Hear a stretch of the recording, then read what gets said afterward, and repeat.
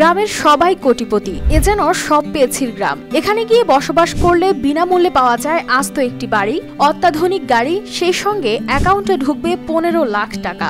এছাড়া বাড়ির ছাদ বাগানে যে ফল গাছ আছে তা খেয়ে বাসিন্দার সারা বছরের খাবার খরচের বড় একটি অংশ মিটে যায়। ভাবছেন রূপকথার গল্প শোনাচ্ছি?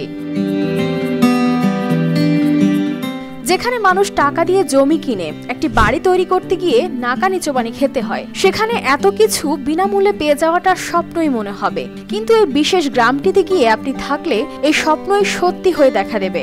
বলছি চীনের জিয়াংশু প্রদেশের জিয়াংগিনের হুয়াক্সি গ্রামের কথা, যে গ্রামকে চীনের সবচেয়ে ধনী গ্রাম হিসেবে বিবেচনা করা হয়। 6000 mAh ব্যাটারির one and only power master NextG N73। গ্রাম হলেও এখানকার বাড়িগুলি তৈরি করা হয়েছে ইউরোপীয় ধাঁচে। প্রতিটি বাড়ি দেখতে প্রায় একই রকম। গ্রামে রয়েছে অত্যাধুনিক রেস্তোরাঁ, যানবাহন, হাসপাতাল, স্কুলের ব্যবস্থা, এমনকি হেলিপ্যাড পর্যন্ত আছে। শুধু তাই নয়, এ গ্রামের বাসিন্দাদের বিনামূল্যে দেওয়া হয় চাকরি। এ গ্রামে রয়েছে বেশ কিছু কারখানা, সেখানে মোটা বেতনে পাওয়া যায় চাকরি। কিন্তু কেউ যদি সে গ্রাম থেকে চলে আসে তাহলে বাড়ি, গাড়ি, অর্থ, এমনকি চাকুরিও ছেড়ে আসতে হবে। যতদিন এই গ্রামের বাসিন্দা থাকবেন ততদিন বিনামূল্যে বাড়ি, গাড়ি, অর্থ, চাকরির সুবিধা পাবেন। পরে নতুন যে পরিবার ওই গ্রামে যাবে তারা আবার ওই সব কিছু পাবে। এই গ্রামে মাত্র 400 জন বাসিন্দা থাকতে পারে, আর সেই 400টি পরিবারের জন্যই এমন দুর্দান্ত সুযোগ দিনের পর দিন দিয়ে আসা হচ্ছে।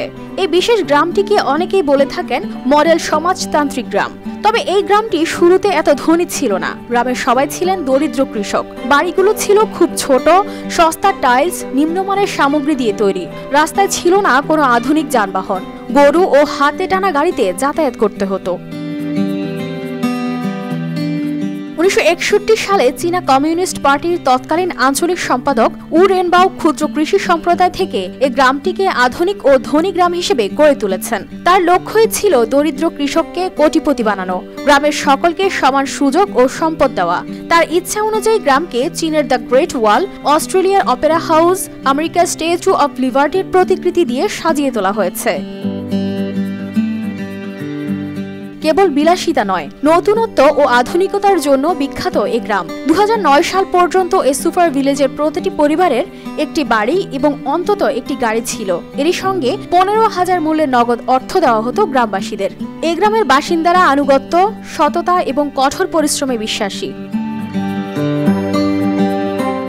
কানিজ ফাতেমা, শিমু, RTV।